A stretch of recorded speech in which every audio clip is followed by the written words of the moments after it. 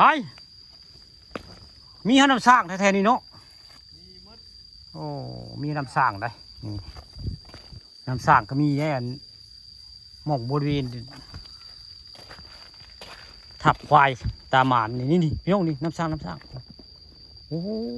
น้ำสร้างก็ใส่จริงลิงคือสิเลือกติดสร้างนี่ก็พวงเลี้ยวสร้างท่อได้เขาท่อมาลุงอย่างดีได้นี่ขนาดพระหินยังมีน้ำสร้างแสดงว่าเป็นอ่างเดือกเจือนี่เขาเจ้าเคยน้ำสร้างไว้กินได้นี่ใส่คักเลยนี่ผมมีก็เคียบปลาไข่ได้นี่คือบริเวณทับควายบ้านนาตาลตำบลนาตาลอำเภอตะงอยอันนี้ก็เป็นทางมือบ่เลยนี่ทางมือได้กันดี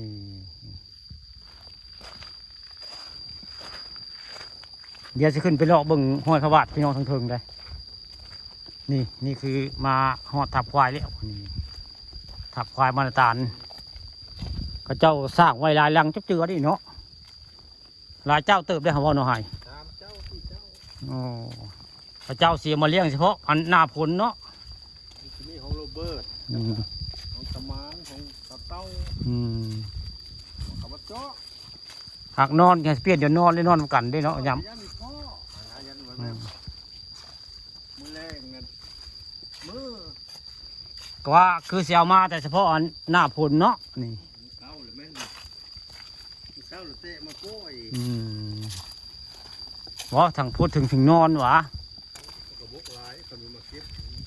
ยามกบห้องเครียดห้องกะสีมาเว้มานอนอยู่ตาเบิ่งเนาะนี่แถวนี่แถวทับควายตามันมีทั้งงัวทั้งควายเลยมาหายนั่นนี่แหละพี่น้องทับควายบ้านนาตาลตำบลนาตาลอำเภอตะงอยได้นี่ว่าปานบ้านนึงพอเลยปานบ้านน้อยนึงก็รถได้ผู้แต่ยังบ่เห็นได้ห้อยพระบาทเพิ่นยังบ่เห็นแต่เจ้าก็เฮ็ดคักซะแล้วเฮ็ดน้ำบักจับหอมเด้มองเลี้ยงงัวเลี้ยงควายผู้ค้าปานคำผสมมื้อนี้เสี่ยวพามาเบิ่งได้เสี่ยวพาเบิ่งทับควายบรรณาตาลนี่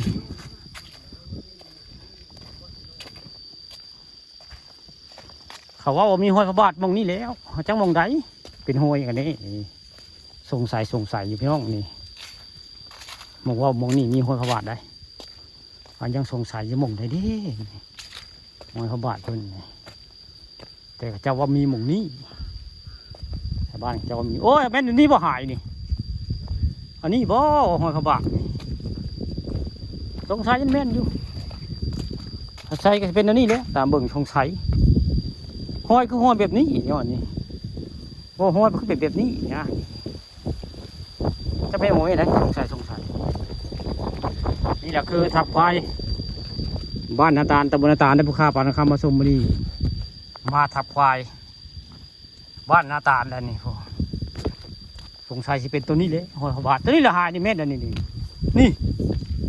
ห้อยพระบาทตัวนี้เม็ดอันนี้เบิ่งคือตัวนี้จะคือห้อยพระบาทแม่จีดอกนี่แหละคือทับควายบ้านนาตาลตำบลนาตาลแล้วนี่มีแต่ที่กับที่อย่าง